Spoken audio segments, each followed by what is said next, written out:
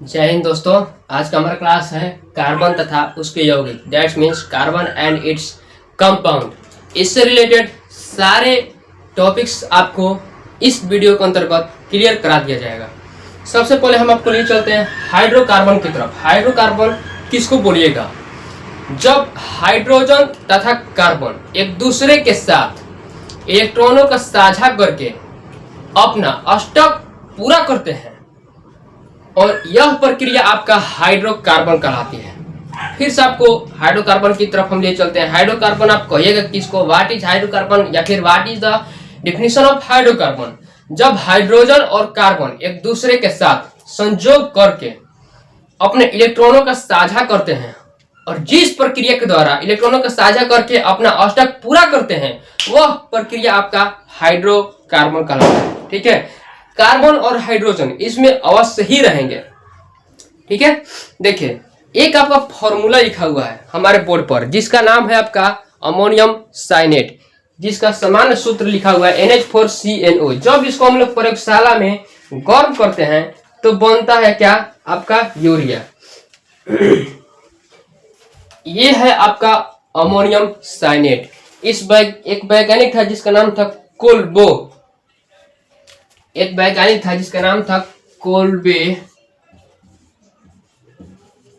और इस वैज्ञानिक ने अमोनियम साइनेट अर्थात NH4CnO को गर्म किया और गर्म करने के बाद यूरिया बना दिया। H2N single bond carbon, double bond oxygen, single bond NH2।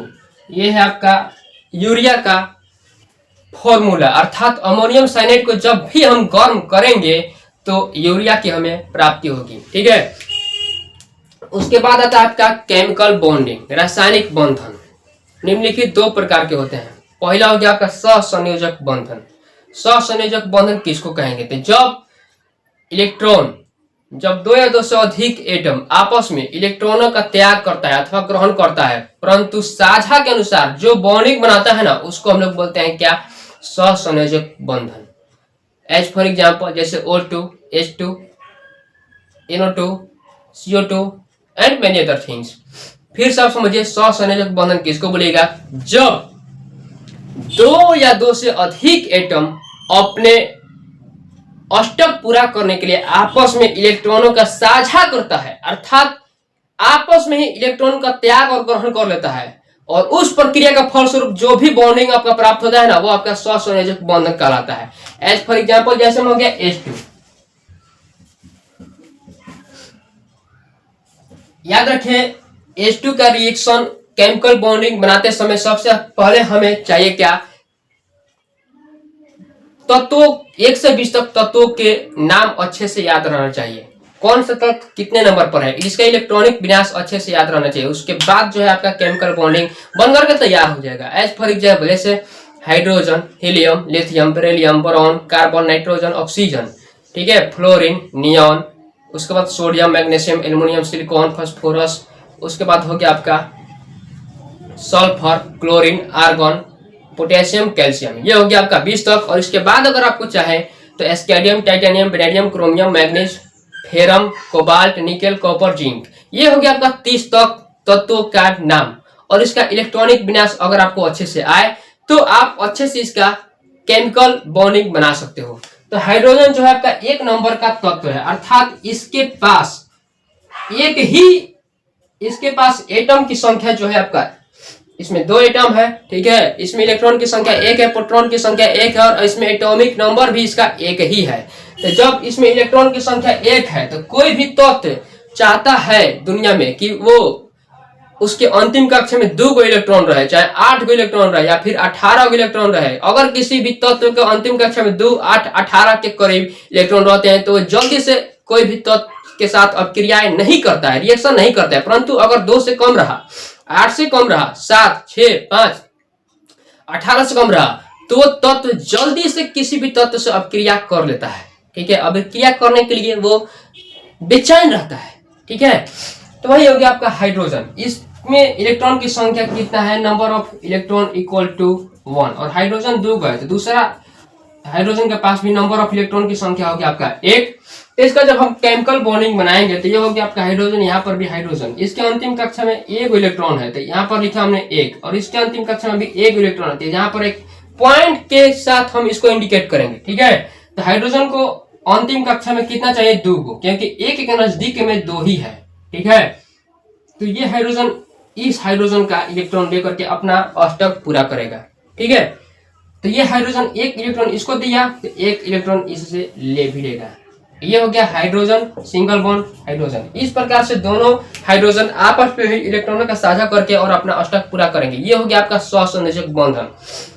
सहसंयोजक बंधन किसको बोलेंगे, तो 2 या 2 से अधिक एटम आपस में इलेक्ट्रॉनों का त्याग करके अथवा ग्रहण करके और जिस प्रक्रिया के द्वारा अपना अष्टक पूरा करते हैं वही तो है आपका सहसंयोजक बंधन। ये आपका एकल बंधन कहलाएगा, क्योंकि इनमें एक एक इलेक्ट्रॉनों का आदान प्रदान हो रहा है, अर्थात एक इलेक्ट्रॉनों का आदान और एक इलेक्ट्रॉन का प्राप्ति होना जिस बंधन से, तो वो आपका एकल बंधन कहलाता है, अर्थात सिंगल बॉन्डिंग। उसके बाद अगला एग्जांपल जैसे में हो गया O2 अर्थात ऑक्सीजन गैस। तो आपको याद रहना है कि ऑक्सीजन कै नंबर का तत्व है, ठीक है। Hydrogen, helium, lithium, beryllium, boron, carbon, nitrogen, oxygen 8 number का तत्व है, अर्थात ऑक्सीजन का एटॉमिक नंबर कितना है, 8। और इसका जब हम इलेक्ट्रॉनिक विन्यास लिखेंगे तो इसको तोड़ेंगे 2,6 में, तो इसको अंतिम कक्षा में इलेक्ट्रॉनों की संख्या कितना है, 6, और 6 के करीब में है 8। आपको पहले ही हमने बता दिया कि अफबाउ का सिद्धांत कहता है कि किसी भी तत्व के अंतिम कक्षा में 2 गो इलेक्ट्रॉन रहना चाहिए, या फिर 8 गो, या फिर 18 गो, या फिर 32 या फिर 50 के करीब इलेक्ट्रॉन रहे, तो वो जल्दी से तत्व किसी भी दूसरे तत्व से क्रियाएं नहीं करती हैं, ठीक है। और जब अब क्रियाएं नहीं करेंगी तो वो अस्थायी हो जाएंगे। परंतु अगर इनसे कम रहे, 2 से कम रहे, 1 रहे उसका अंतिम कक्षा में इलेक्ट्रॉन, 8 से कम रहे, 6, 5, 7 के करीब रहे, तो वो तत्व जल्दी से किसी भी दूसरे तत्व से अब क्रियाएं करने के लिए तत्पर रहती है, बेचैन रहती है, ठीक है। वो चाहती है कि कहीं से भी उसको इलेक्ट्रॉन की प्राप्ति हो जाए। वही हाल यहाँ पर ऑक्सीजन का है। ऑक्सीजन की संख्या है 8 एटॉमिक नंबर। इसके अंतिम कक्षा में इलेक्ट्रॉन की संख्या है 6 और ऑक्सीजन की संख्या यहाँ पर है 2। तो 2 गो ऑक्सीजन है और दोनों का अंतिम कक्षा में 6 गो इलेक्ट्रॉन है। ये हो गया 1, 2, 3, 4, 5, 6। इसको हमने इलेक्ट्रॉन की संख्या लिख दिया 6, क्योंकि अंतिम कक्षा में 6 इलेक्ट्रॉन है। इस ऑक्सीजन के पास भी 6 ही इलेक्ट्रॉन है अंतिम कक्षा में। तो 1, 2, 3, 4, 5, 6। देखिए 2 को इलेक्ट्रॉन हमने सामने रखा, क्यों? क्योंकि 6 के करीब में है 8 और 8 में से 6 घटाएंगे तो 2 ही बचेगा, मतलब कि यहाँ पर 2 इलेक्ट्रॉनों का आदान प्रदान होगा, ठीक है। तो यहाँ पर -2 का कमी है, लैकिंग ऑफ -2 इलेक्ट्रॉन, अंडरस्टैंड। 2 इलेक्ट्रॉनों का कमी है और यही कारण है कि हमने इस ऑक्सीजन का भी 2 इलेक्ट्रॉन सामने रखा और इस ऑक्सीजन का भी 2 इलेक्ट्रॉन को सामने रख दिया। देखिए तो यहाँ पर ऑक्सीजन क्या करेगा, दूसरे ऑक्सीजन के 2 इलेक्ट्रॉन अपने अंदर ग्रहण कर लेगा, ठीक है। तो इसको इलेक्ट्रॉन की संख्या काउंट करिए, देखिए 1, 2, 3, 4, 5, 6, 7, 8 हो गया। इसका अष्टक पूरा हो गया, इसका पेट भर गया। अब ये जल्दी सब क्रियाएं नहीं करेगा, परंतु अब ये ऑक्सीजन इसके पास क्या है, 1, 2, 3, 4, 5, 6 ही इलेक्ट्रॉन है। ये करेगा क्या कि 2 इलेक्ट्रॉन दिया जो है दूसरे ऑक्सीजन को, उसका 2 इलेक्ट्रॉन ले लेगा।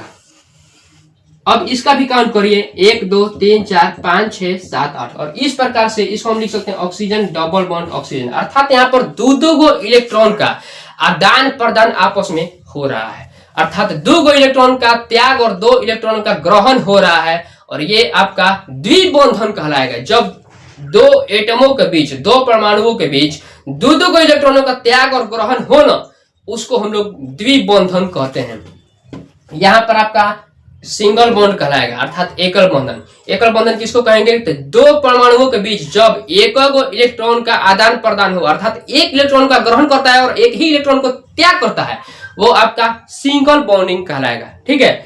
यहाँ पर देख लीजिए, इसका एग्जाम्पल हो गया H2 और यहाँ पर हो गया आपका डबल बॉन्ड, अर्थात जब 2 एटमों के बीच 2 इलेक्ट्रॉनों का आदान प्रदान होना, तो वहां पर हम कहेंगे क्या, द्विबंधन, अंडरस्टैंड।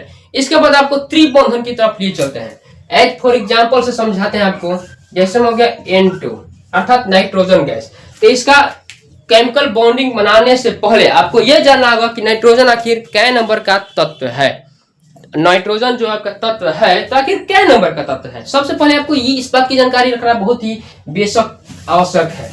इसमें हो गया N2, ठीक है, N2। तो जब हम पहले हमको पता करना है कि कै नंबर, इसका एटॉमिक नंबर क्या है। तो सबसे पहले आप जान लीजिए hydrogen, helium, lithium, beryllium, boron, carbon, nitrogen 7 number का तत्व है। अर्थात इसका जो एटॉमिक नंबर है ना, कितना है, 7। इसको हम लोग तोड़ेंगे किसमें, 2 में और 5 में।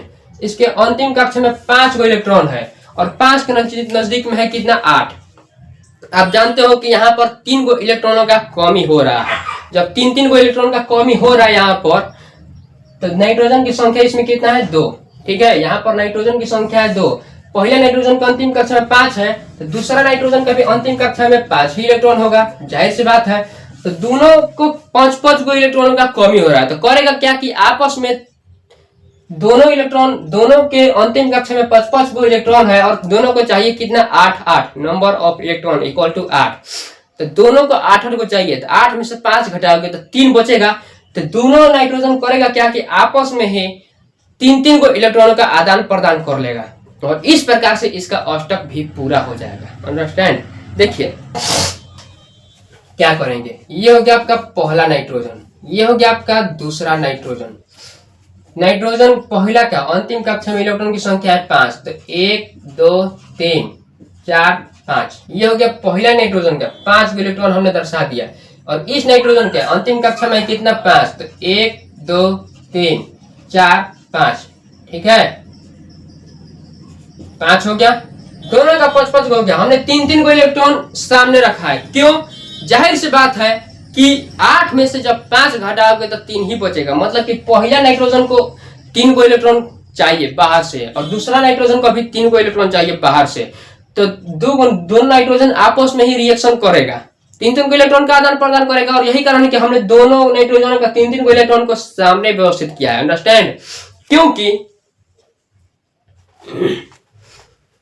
क्योंकि ऐसा कहा जाता है ना कि हमारे साथ चालाकी करके हमारे शांत स्वभाव की परीक्षा मत लिया करो, क्योंकि हम वो इंसान हैं जो सिर्फ पन्ने नहीं पलटते हैं बल्कि पूरा किताब ही बंद कर डालते हैं, ठीक है।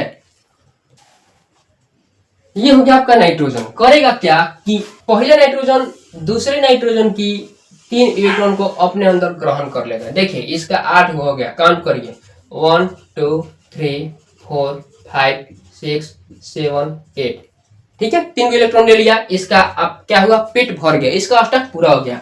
तो ये नाइट्रोजन 3 इलेक्ट्रॉन दिया है तो क्या करेगा, 3 इलेक्ट्रॉन इसको ले भी लेगा।